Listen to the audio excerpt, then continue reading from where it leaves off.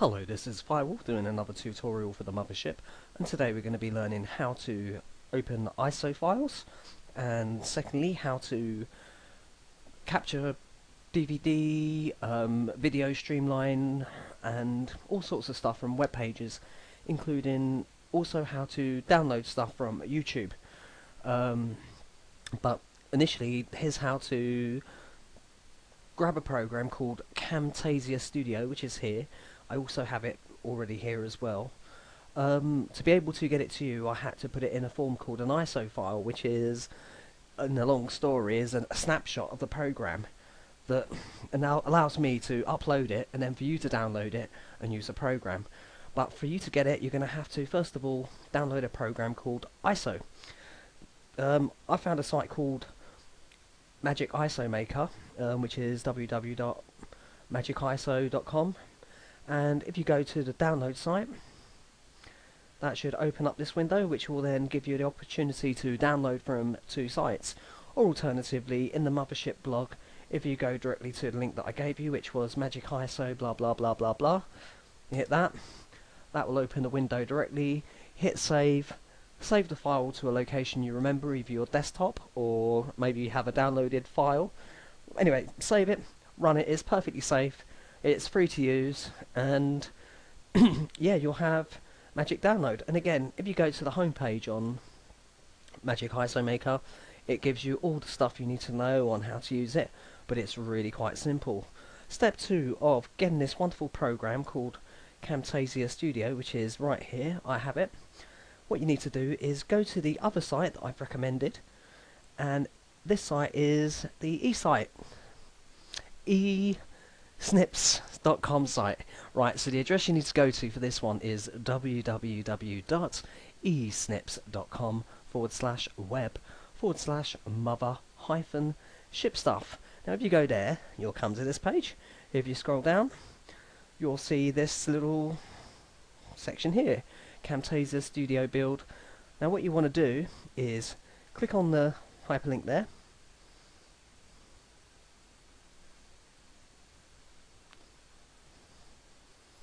That will then open this page. Now if you go to download, which is right here, that will give you the opportunity to save the file to wherever you want. I recommend that you save it to your desktop. Now I've actually already done that, so I just minimize those. I've already saved that. That's the file you'll download if you follow those links that I just gave you. Now you've already installed Magic ISO. Now what you need to do is go to this little icon here. You can tell it's an ISO file because it's always like a gold or silver disc. Now if you right click, what you need to do, if you go to, there you go. Now I've got the same program, mine's called Power ISO, but you'll be using Magic ISO. Right click, and then you need to go to extract to here.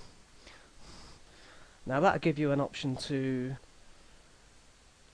pick a particular window, for example, where you want to extract it to. Now in this case, this is where I'm saving it to the desktop, and it's like use our desktop Camtasia Studio Build.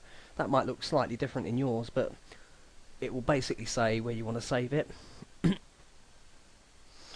Okay, basically this window here will open, and if you go to extract, it'll ask where you want to extract it to, and then you can browse to what particular file you want to extract it to. Again, I'd recommend the desktop myself, which it'll ask you to, again, select a file. If you choose the desktop, say OK, and then if you hit OK, that will then open up this particular file onto the desktop. I've already done it here. When you've opened it,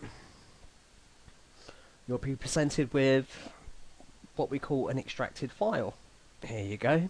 Now there's various things. You have the install notes, pretty much says what it does, how to install it.